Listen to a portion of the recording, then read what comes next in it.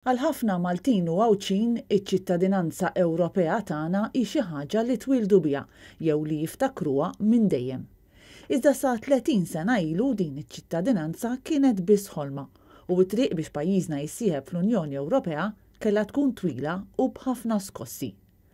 Storikament kruċjali biex pajjiżna jsib postu fil-familja naturali tiegħu kienu l-Prim Ministru ta' dak iż-żmien Edi Fenekadami u dak li kien qed iservi bħala Ministru tal-Affarijiet Barranin, Guido De Marco, li kien propju hu li ffirma l-applikazzjoni għas-sħubija ta' pajjiżna fil-Blokk Ewropew lura fl-1990.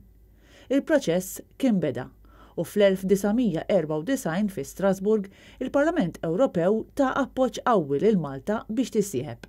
Sena wara l-Unjoni Ewropea tat ċertifikat lil pajjiżna meta stqarret li ma hemm l-ebda problema ekonomika li tista' xxekkel lil Malta milli tissieħeb.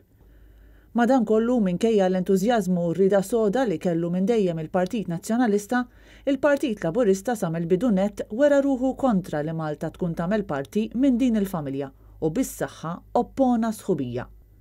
L-oppożizzjoni għas sħubija laħqet il-qofol tagħha fl-1996 meta l-Partit Laburista rebaħ l-elezzjoni u l-Prim Ministru Alfred Sant ifriża l-applikazzjoni ta' pajjiżna.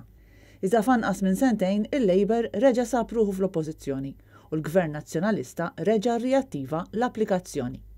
Ir-reżistenza tal-Labour madankollu ma qatet xejn u fuq quddiem f'din il-battalja biex Malta tibqa' barra kien hemm Joseph Muscat, dak iż-żmien attivist żagħżugħ li meta tħabbar referendum dwar is-sħubija kien saħaq li wieħed għandu jew jivvota le jew ħassar il-vot jew ma jivvotax. Kien fit-8 ta' Marzu tal-2003 meta l-poplu Malti u Għawċi tkellem ċar, ried jissieħeb fl-Unjoni Ewropea, sħubija li seħħet fl-ewwel ta' Mejju tal-2004.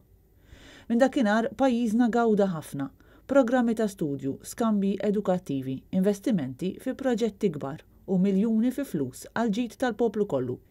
Bl-aħħar pakkett ta' fondi għal pajjiżna negozjat mill-eks Prim Ministru Lorenz Gonzi ikun ta' 1.2 biljun euro, jew aktar minn 1000 miljun, li sal-ġurnata tal-lum qed jintużaw mill-Gvern Laburista biex jagħmel proġetti ta' restawr, infrastruttura u toroq.